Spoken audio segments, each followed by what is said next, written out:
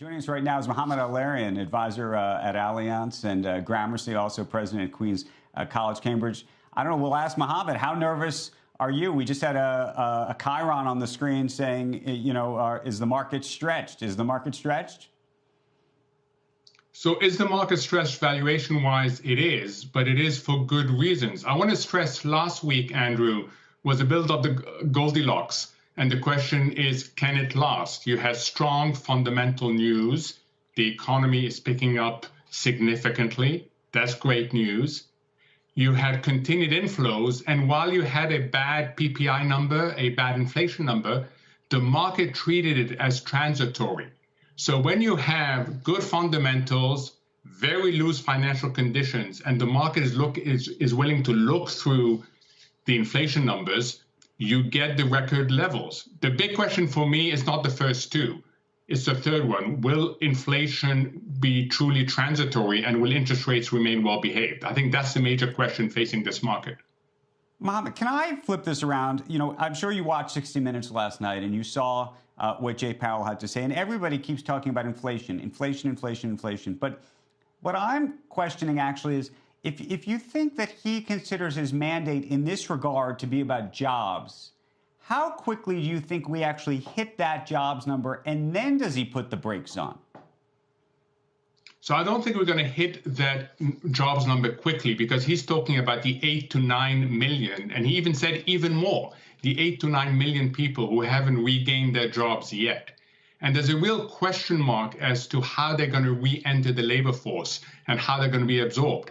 You know, companies are having record openings, but complaining that they can't find enough people. And yet we have 8 to 9 million people who are still unemployed.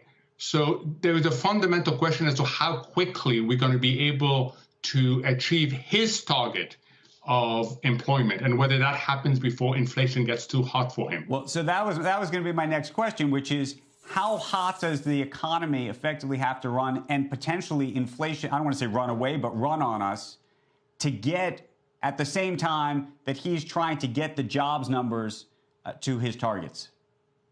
So you heard him very clearly yesterday. He said, in the past, we've run it hot and we haven't gotten inflation. So we've gone from a forecast-based to an outcome-based approach, and we're willing to run it hot.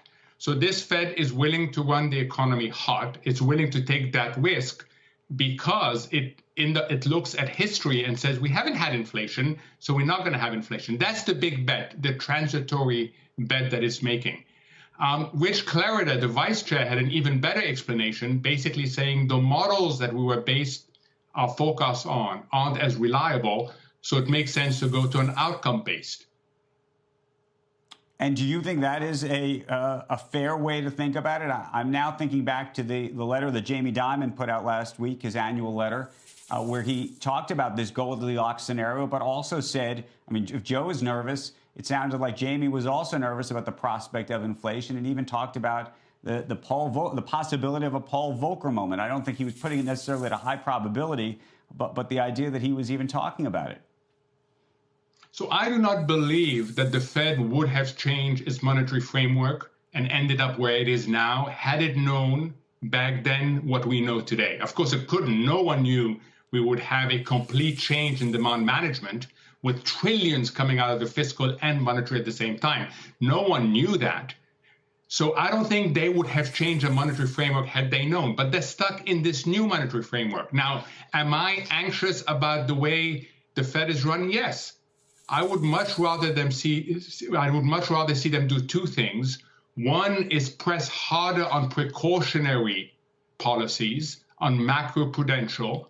Remember, we've had near accidents already.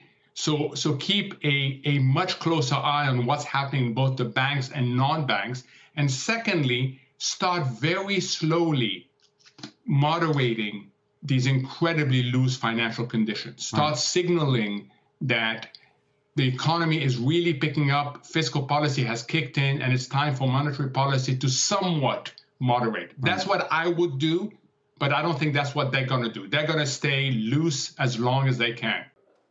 Shepard Smith here. Thanks for watching CNBC on YouTube.